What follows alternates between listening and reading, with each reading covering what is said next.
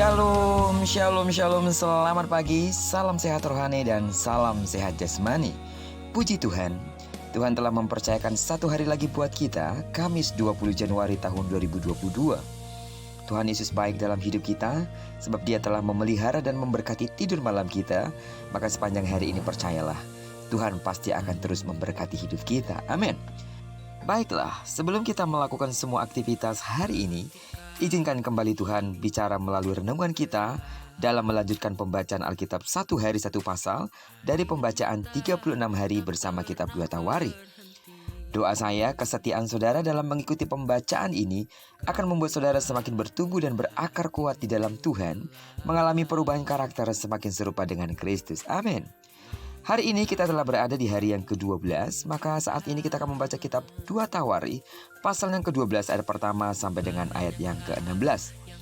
Sebagai judul perenungan kita hari ini, waspadai perilaku ketidaksetiaan. Sebagai pengantar renungan ini, saya akan coba bacakan untuk kita ayat yang pertama. Rehabeam beserta seluruh Israel meninggalkan hukum Tuhan, ketika kerajaannya menjadi kokoh dan kekuasaannya menjadi teguh. Pasal hari ini merupakan lanjutan dari pasal sebelumnya, yaitu pasal 11. 3 tahun pemerintahan Rehabeam berjalan baik.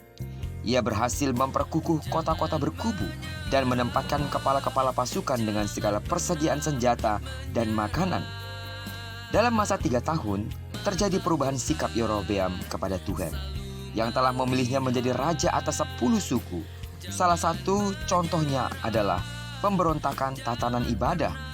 Para imam dari orang Lewi dilengserkan dan Yerobeam mengangkat imam-imam untuk bukit-bukit pengorbanan dan patung anak-anak lembu jantan.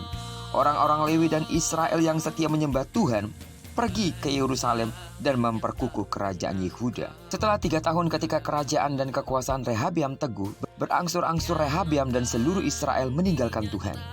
Pada tahun kelima Tuhan mengizinkan Raja Sisak dari Mesir menyerang Yehuda. Di saat terancam, Nabi Semaya mengingatkan raja dan para pemimpin Yehuda, lalu mereka merendahkan diri di hadapan Tuhan. Ia melindungi Yehuda dari pemusnahan oleh Sisak, tetapi konsekuensi dosa tetap dijalani oleh mereka. Dalam kurun waktu 5 tahun, sesudah kematian Salomo, Sisak berhasil merampas barang-barang berharga di perbendaharaan rumah Tuhan dan raja. Semua dirampas termasuk perisai-perisai emas. Terpaksa, Rehabeam membuat perisai-perisai dari tembaga. Rehabeam tidak sungguh-sungguh menaati Tuhan. Ketika ada ancaman, ia merendahkan diri dan meminta pertolongan Tuhan. Setelah kondisi aman terkendali, Rehabeam kembali berbuat jahat dan mengabaikan Tuhan.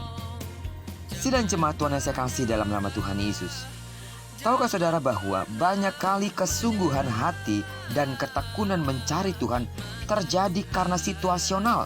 Misalnya, belum memiliki pekerjaan, kondisi keuangan yang mulai menghimpit, mengalami kebangkrutan, dan masalah-masalah pelik lainnya yang memaksa seseorang akhirnya mencari Tuhan. Namun ingatlah ini, bahwa hidup rohani bukan musiman, tetapi proses dan progres yang selalu terjadi dalam kehidupan manusia. Hal itu dapat terbentuk jika kita memiliki kerinduan untuk dekat dengan Allah. Kerinduan itu pun harus dipelihara dan dipupuk dengan rajin, agar anugerah Allah terjaga senantiasa. Tidak sedikit orang yang ketika memiliki persoalan, tidak sedikit ketika orang sudah terhimpit pada sebuah masalah, baru lari kepada Tuhan. Dan kadang-kadang Tuhan harus mengizinkan itu terjadi untuk mencari perhatian kita agar kita kembali kepadanya. Oleh sebab itu, sebelum Tuhan mengizinkan perkara pahit terjadi dalam hidupmu, tetaplah terpaut kepada Tuhan. Tuhan hanya ingin perhatian kita sepenuhnya tertuju kepadanya. Namun jika saat ini kita sedang mengalami persoalan, sedang mengalami himpitan-himpitan ekonomi, sedang mengalami persoalan-persoalan yang begitu rumit, datanglah kepada Tuhan. Di dalam Dia selalu ada solusi. Asal saja kita ingat, setelah Tuhan memberikan solusi kepada kita, jangan lagi ingkar, tetaplah ikut setia kepada Tuhan. Amin. Waspadai perilaku ketidaksetiaan. Ketika semuanya berhasil dan berjalan baik, jangan sampai hati kita condong untuk menduakan Tuhan. Yang benar adalah dalam situasi baik, terlebih dalam situasi sulit, tetaplah condongkan hatimu kepada Tuhan, karena Dia sungguh mengasihi hidup kita. Terpujilah nama Tuhan. Diberkatilah kita sepanjang hari ini dan digenapi firman yang berjanji bahwa apa yang dikerjakan tangan kanan dan tangan kiri kita dibuatnya berhasil. Kemanapun kaki kanan dan kaki kiri kita melangkah, di sana kemuliaan Tuhan akan dinyatakan. Amin. Doaku sekali lagi bagi sidang jemaat Tuhan yang masih sakit secara fisik. Terimalah kesembuhan daripada Tuhan sesuai dengan takaran imanmu. Dan bagi saudara memiliki pergumulan berat, percayalah, Tuhan ada di sana untuk memberikan engkau jalan keluar. Hanya saja, teruslah percaya dan terpaut kepada Tuhan. Diberkatilah kita bersama dengan orang-orang yang kita kasihi, serta bersama dengan orang-orang yang kita cintai, dimanapun mereka berada. Terpujilah nama Tuhan. Shalom.